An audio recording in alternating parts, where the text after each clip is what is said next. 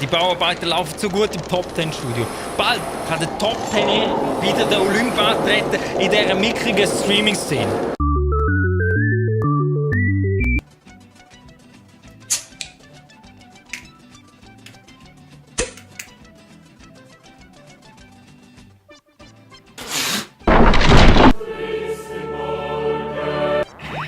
Captain Erich braucht Ideen.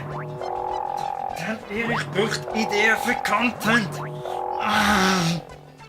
Machen wir es wie andere Schweizer YouTuber. Wir klauen einfach von anderen YouTubern. Das darf niemand herausfinden. Das darf niemals jemand herausfinden. Das heisst noch, Captain Erich gegen irgendjemanden kopieren und so. PewDiePie was abschauen. Vielleicht hat er ja was ich irgendwie brauchen kann. Okay, Meme Review.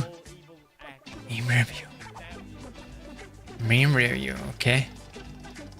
Meme Review. Was können wir da nehmen? Meme Review. Oh. Aha! Meme Review mit Stars. Das ist es. Und welcher Star kommt im Top 10 Erich in den Sinn? Der einzige, wo der Top 10 Erich das neue Format, das es noch nie auf dieser Welt gegeben hat, präsentieren könnte und die erste Ausgabe bringen könnte. Wer könnte das sein? Welche Person himmelt der Top 10 Erich an, ohne Ende? DJ Bobo. Nachricht an DJ Bobo.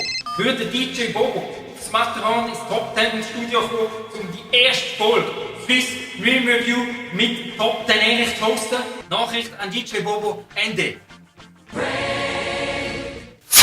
Zeigt mir ein YouTuber in der Schweiz, der so originelle Ideen hat wie der Top 10 Erich.